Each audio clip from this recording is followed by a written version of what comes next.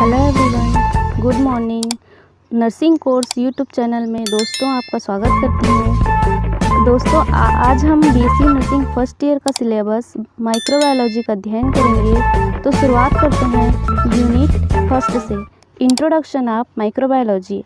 Introduction: microbiology is the branch of biology that deals with the study of organisms microscopic or submicroscopic which are invisible to naked eye।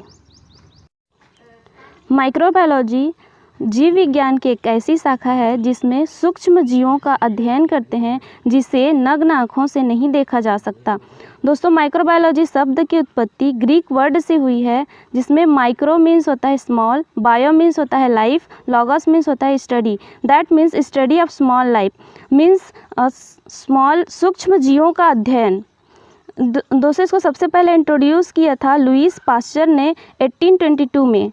Definition: microbiology is the study of living things so small that they can not be seen with the necked I.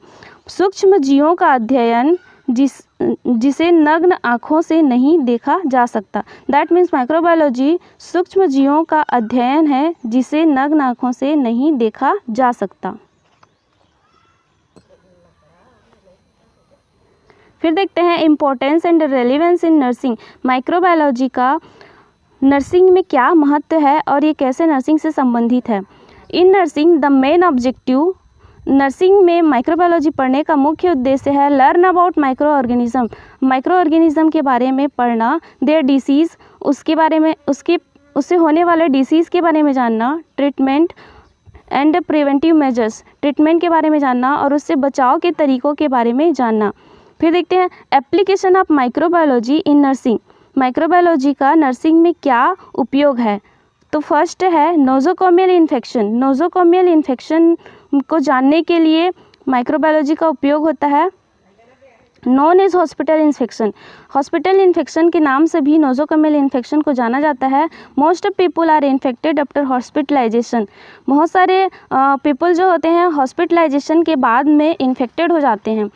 Nurse know about, nurse को जानना चाहिए कि patient susceptible to infection, कि कौन कौन से patient जो कि इन्फेक्शन के लिए ससेप्टिबल होते हैं, जैसे कि चाइल्ड है, ओल्ड पीपल है एंड इम्यून कम्प्रोमाइज्ड है। कंट्रोल मेथड के बारे में जानना चाहिए, जैसे कि है hand washing, cleaning method, cleaning, medical equipment की साफ़ सफाई के बारे में जानकारी होना चाहिए। Common infection, urinary track infection, wound infection, pneumonia. दोस्तों नोज़ोकोमियल इन्फेक्शन से यूरिनरी मोस्ट कॉमन जो यूरिनरी ट्रैक इन्फेक्शन होता है, वुंड इन्फेक्शन हो सकता है, निमोनिया हो सकता है। फिर है इम्यूनाइजेशन। इम्यूनाइजेशन के बारे में हमें माइक्रोबायोलॉजी से पता चलता है। इसके लिए सेफ्टी क्या क्या रखना है, सावधानी क्या क्या रखना है और इससे क्या रिस्क हो सकता है। वैक्सीन टाइप के बारे में पता चलता है कि लाइव वैक्सीन है, एटेन्यूएटेड है या इनएक्टिवेटेड है या फिर टॉक्साइड है। देन है hyper sensitivity means information regarding hyper sensitivity and allergic reaction. Microbiology से दोस्तों हमको हाइपर सेंसिटिविटी और एलर्जिक रिएक्शन के भी बारे में पता चलता है। Immune response, information about non specific and specific defence of host. Specific और नॉन स्पेसिफिक जो डिफेंस मैकेनिज्म है होस्ट का उसके बारे में माइक्रोबायोलॉजी में स्टडी करते हैं। फर्स्ट देखते हैं नॉन स्पेसिफिक जो होता है वो फर्स्ट लाइन डिफेंस मैकेनिज्म होता है। हमारे बॉडी का फर्स्ट लाइन डिफेंस मैकेनिज्म होता है, जैसे कि है स्किन, हमारा स्किन है, म्यूकस मेम्ब्रेन है एंड केमिकल्स, ये हमारे बॉडी में फर्स्ट लाइन डिफेंस मैकेनिज्म के रूप में कार्य करता है। दूसरा होता है non specific second line defence mechanism. Second line defence mechanism जो होता है दोस्तों होता है phagocytosis, complements, interferon, inflammation and fever. ये जो होता है फैगोसाइटोसिस, जो कि हमारे वाइट ब्लड सेल में होता है। जैसे ही कोई पैथोजन इंटर करता है हमारे शरीर में, ये जो फैगोसाइट्स है उसे किल करने का कार्य करता है। कम्प्लीमेंट्स जो कि हमारे वाइट ब्लड सेल में ही पाए जाते हैं, इंटरफेरॉन भी पाए जाते हैं, ये भी बैक्टीरिया को किल करने का कार्य करता है। इन्फ्लामेशन के द्वारा भी हमारा शरीर इम्यून रिस्पॉन्स करता है। एंड जब कोई बैक्टीरिया हमारे शरीर में एंटर करता है तो हमारे बॉडी टेम्परेचर जो है एलिवेट हो जाता है और फीवर के द्वारा भी वो उसे किल करने की कोशिश करता है। देन है स्पेसिफिक में आता है दोस्तों थर्ड लाइन डिफेंस मैकेनिज्म। इसमें आता है लिम्फोसाइट्स, एंटीबॉडीज़। लिम्फोसाइट जो कि हमारे वाइट ब्लड सेल में पाया जाता है, और एंटीबॉडीज़ जो कि हमारा शरीर किसी बैक्टीरिया या किसी वायरस के लिए एंटीबॉडी तैयार करता है उससे फाइट करने के लिए। देन है specific immune response and lab techniques. Specific immune response में देखेंगे दोस्तों humoral and cell mediated immunity. हमारे शरीर में ह्यूमोरल और सेल मीडिएटेड इम्यूनिटी पाया जाता है। ह्यूमोरल दैट मीन्स होता है जो कि हमारी एक्स्ट्रा सेल्यूलर सेल में पाया जाता है, और सेल मीडिएटेड इम्यूनिटी जो होता है हमारे सेल के अंदर इंटरसेल्यूलर कंपार्टमेंट में पाया जाता है। देन है माइक्रोबियल एजेंट जो कि बैक्टीरिया को किल करने का कार्य करता है। Class of antibodies and their role. Microbiology में हम क्लास ऑफ एंटीबॉडीज़ की क्लासिफिकेशन के बारे में पढ़ते हैं और उसकी क्या रोल है हमारे शरीर में उसके बारे में हम लोग पढ़ते हैं। Agglutination and precipitation. Agglutination blood का समूहन और प्रेसिपिटेशन किसी द्रव से ठोस को अलग करने की विधि होती है। इसके द्वारा हम blood typing and ELISA test के बारे में हमें पता चलता है। देन है एपिडेमियोलॉजी किसी एरिया में डिसीज़ का स्प्रेड होता है। इसमें दोस्तों इंसिडेंस, एपिडेमियोलॉजी से दोस्तों हमको इंसिडेंस, प्रीवेलेंस एंड रिजर्वायर का पता चलता है। इंसिडेंस में न्यू केसेस का पता चलता है, एंड प्रीवेलेंस में न्यू एंड ओल्ड दोनों ही केसेस का हमें पता चलता है। एंड रिजर्वायर में दोस्तों बैक्टीरिया का कहाँ रिजर्वायर हो सकता है उसके बारे में हमें पता चलता है। देन है डिसीज़ ट्रांसमिशन के बारे में पता चलता है, जैसे कि है कॉन्टेक्ट, कैसे डिसीज़ जो है एक से दूसरे में ट्रांसमिट होता है।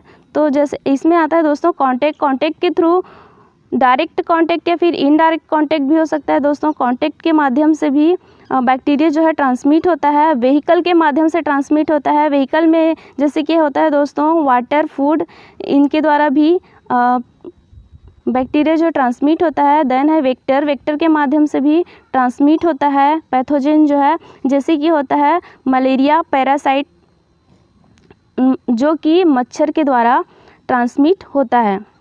फिर देखते हैं दोस्तों डिसीज़ इन्फॉर्मेशन में बॉडी सिस्टम अफेक्टेड, लाइक कौन सा हमारे शरीर का कौन सा बॉडी सिस्टम अफेक्टेड है, इसके बारे में पता चलता है। जैसे कि है रेस्पिरेटरी डिसीज़ में जैसे कि दोस्तों हमारा लंग्स का सिस्टम जो है अफेक्ट होता है। देन है लॉन्गेस्टिविटी एंड सिवियरिटी। लॉन्गेस्टिविटी मतलब कितने समय से वो डिसीज़ है और वो कितना सीवियर है, इसके बारे में हमें पता चलता है। जैसे कि एक्यूट मतलब मीन्स होता है दोस्तों तुरंत, या फिर एक्यूट जो होता है दोस्तों वो ज़्यादा फैटल होता है क्योंकि ये जो है तुरंत होता है, और क्रॉनिक जो होता है वो लंबे समय के लिए होता है और ये एक्यूट से कम घातक होता है। देन है सब एक्यूट मीन्स दोस्तों एक्यूट एंड क्रॉनिक दोनों के बीच का। इसमें डिसीज़ जो है तुरंत नहीं होता है और ज़्यादा लंबे समय से भी नहीं होता है, कुछ महीनों से ही होता है। लेटेंट मीन्स होता है दोस्तों हमारे शरीर में कोई डिसीज़ प्रेजेंट है बट वो अभी एक्टिव नहीं है। देन है ट्रांसमिशन का हमें पता चलता है। इसमें आता है communicable and non communicable. Communicable means होता है स्प्रेड होने वाला, नॉन कम्युनिकेबल मीन्स होता है स्प्रेड नहीं होने वाला। देन है एक्सटेंट ऑफ बॉडी अफेक्टेड। हमारे शरीर का कितना भाग प्रभावित है, इसमें हो सकता है लोकल एंड सिस्टेमिक। लोकल मतलब एक पर्टिकुलर एरिया प्रभावित हो सकता है, या फिर सिस्टेमिक मतलब पूरे बॉडी का सिस्टम अफेक्टेड हो सकता है। देन है state of host. State of host में आता है दोस्तों प्राइमरी एंड सेकेंडरी।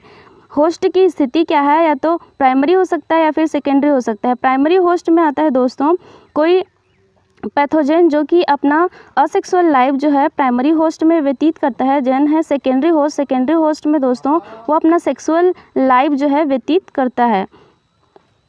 देन है controlling microbial growth. Microbial growth को कंट्रोल कैसे करेंगे इसके बारे में पता चलता है। इसमें आता है दोस्तों केमिकल मेथड। केमिकल मेथड के द्वारा कंट्रोल किया जा सकता है।